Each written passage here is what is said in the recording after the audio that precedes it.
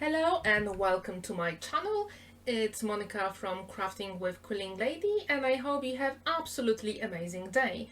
Today I started my new series called Rediscover My Stash and we're going to create 3 cards with stained glass window effect using stamps. I created those cards with different techniques and I'm going to show you all 3 of them here.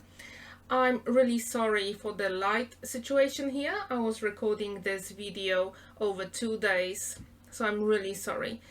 So as you can see, I used that stamp from Cardmaking and Papercraft magazine that was released in 2016. For this technique, you can use any stained glass stamps you have. They don't have to be exactly the same as I'm using here. You just have to use the same techniques. So I'm going to stamp my first image on acetate and I put it in my stamping platform. I use embossing body and Versamark for this image and I'm going to use gold embossing powder. You can use any gold embossing powder you have. It doesn't really matter, the effect will be amazing. So when you heat emboss acetate, make sure you preheat your tool for at least 20 seconds before moving it to the acetate, because the acetate might melt and we don't want that. We just want the embossing powder to melt. And when the image is nice and ready, I'm going to turn it over and use Spectrum Noir metallic markers to color in the image. You can see all the names of the markers I used at the top. For the flowers, I actually blended the pink and purple for really nice effect, and blue for the outside, which makes the background here. The metallic markers are really nice to use on acetate. I think they are much better than alcohol markers because the color is absolutely amazing. And with those square cutting dies, I'm going to create background and a frame. I'm using 3D embossing folder for the main panel. And we're going to emboss 4 times the roses here to create the frame. I cut the sides to create the frame effect here. You can always put them on your panel to check if they actually match. If not, you can cut a little bit more. We're going to use distress oxides to ink the frame. I use the purple on the sides so we can have a better 3D effect with the frame. These embossed images are so easy to add the color. I really recommend using any inks you have for this inking technique. And I'm using the same colors to ink my front panel. So that's how it's going to look like. And now we're going to stamp the sentiment using Versamark and the same gold embossing powder. When this is done, we're going to fussy cut our sentiment and use double-sided foam pads for all the elements so it really stands out.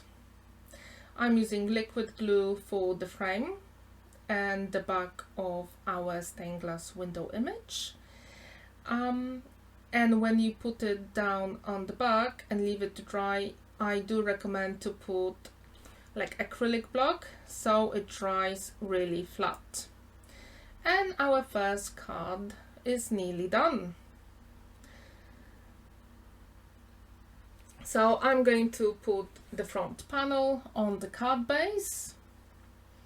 I use double-sided tape and I always use liquid glue on top just to make sure that it sticks nice and clear. And that's our first card done. Now let's move on to our second card. For this one, I'm going to use daisies. I'm going to stamp and heat emboss it 3 times. We're going to use embossing buddy and Versamark for this image, and we're going to use Cosmic Shimmer Fine Embossing Powder in black. It takes a little bit, but it's worth for this technique. Trust me. So we're going to use stamping platform for all those 3 images. And yeah. The stamping platform makes it so easy, because if one of the sides doesn't stamp properly, you can always go back and do it again. I put washi tape on my magnets, so they're much more easier to remove from the platform, because these magnets are really strong, really strong. So when we are done with this stamping, as I said, we're going to heat emboss using Cosmic Shimmer Black Embossing Powder. And I always try to preheat my tool before I move it to embossing powder. It melts so much easier and faster. To color in the images, I use alcohol markers. Because we heat emboss the image, your nib might get a little bit dirty. So what I really recommend to have a spare scrap piece of paper and clean your nib when you color it in from time to time. It really makes a difference. So for the first one, I'm using Tri Blend in purple with light, medium and dark.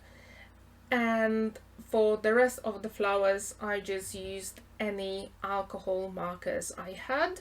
But what I made sure, I put the colors in 3s to create a rainbow effect. So I started with purples, then blues, greens, yellows, orange, reds and pinks. You will see all the colored images in a few seconds. So this is actually really nice to color it in, because the embossed lines make it so much easier to stay within the lines. And as I said, with this, I really recommend to have a piece of scrap paper on the side to clean your nib in a couple of seconds.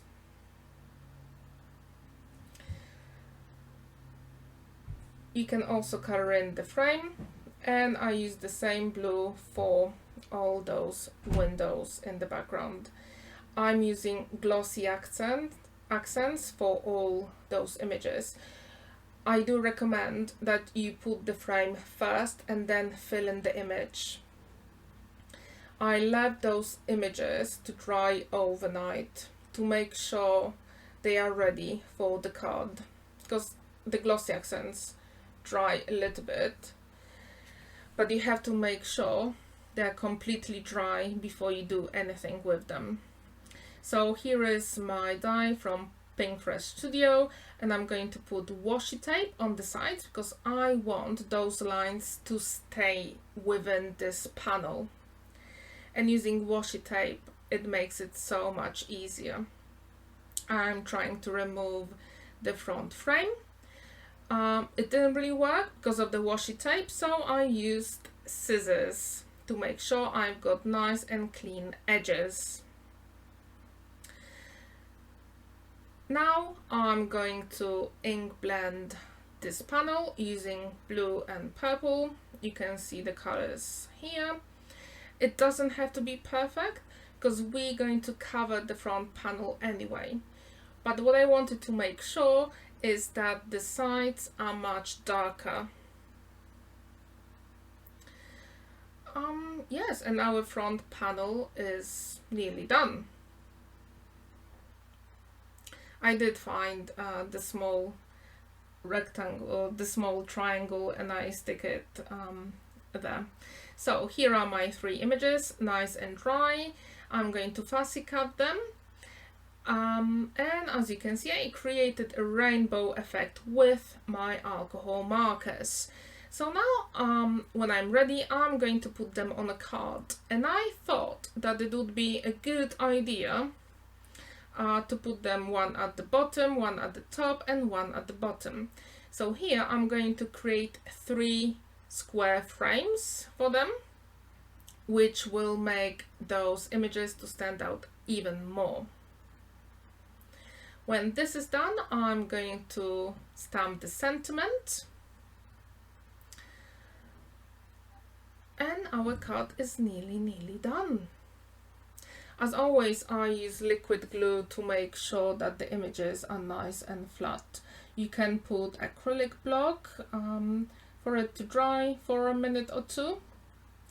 I use waterproof ink for this image because I'm going to use zig markers, which are water reactive, to color in the flowers.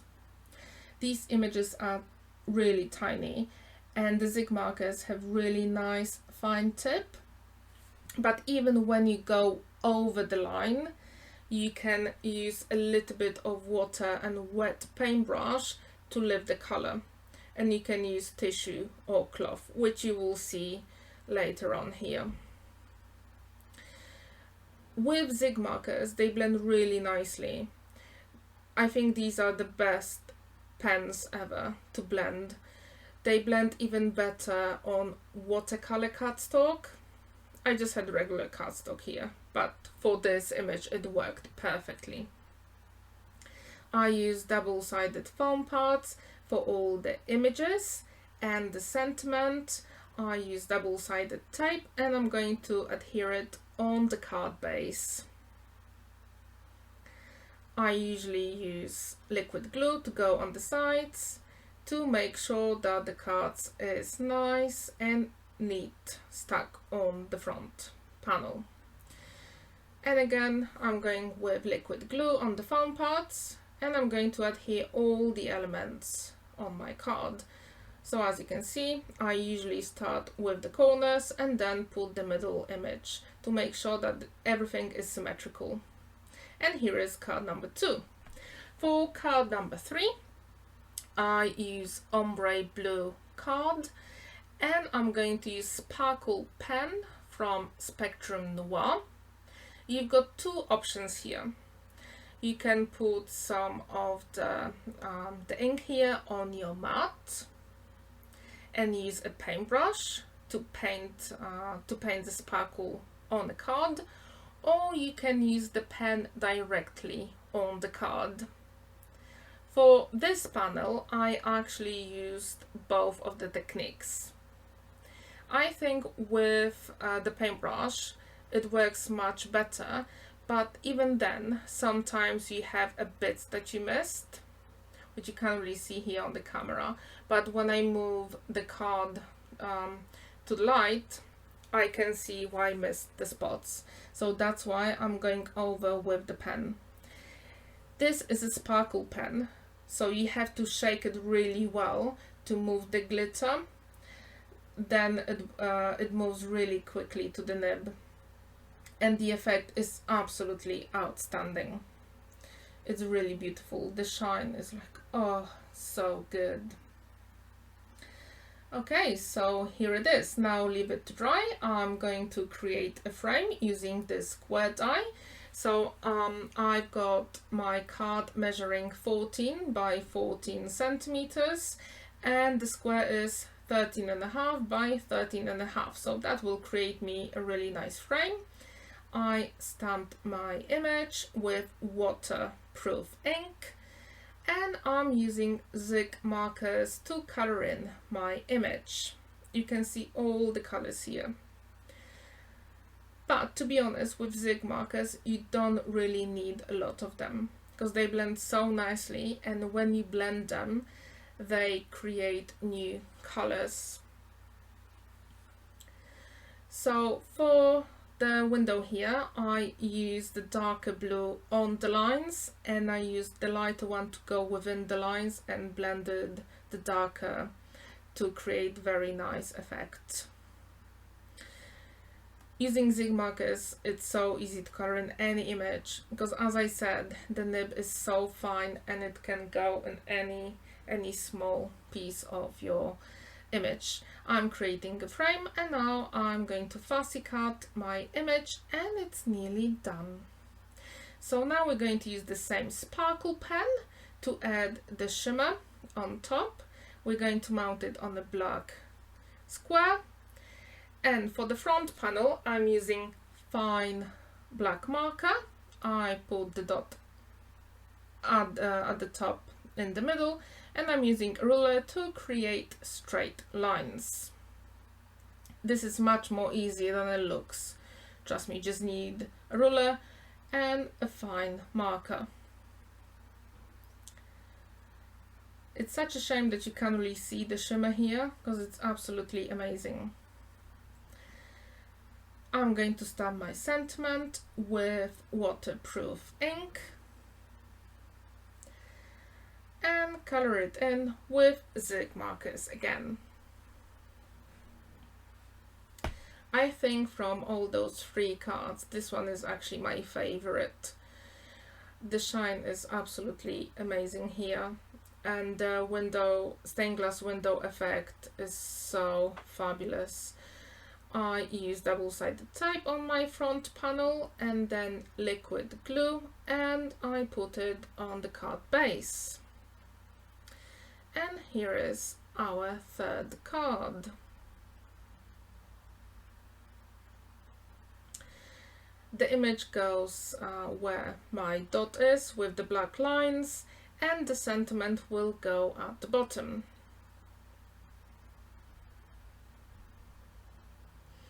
So here is the card, and now you can see all our 3 cards together side by side. I would like to know which one is your favorite, which technique you have tried before, and which one you haven't. Please let me know in the comments below. You can also tell me which card is your favorite here. Thank you for watching. I would like to see more of your cards in the links below. Please subscribe to my channel and see you next time. Happy crafting!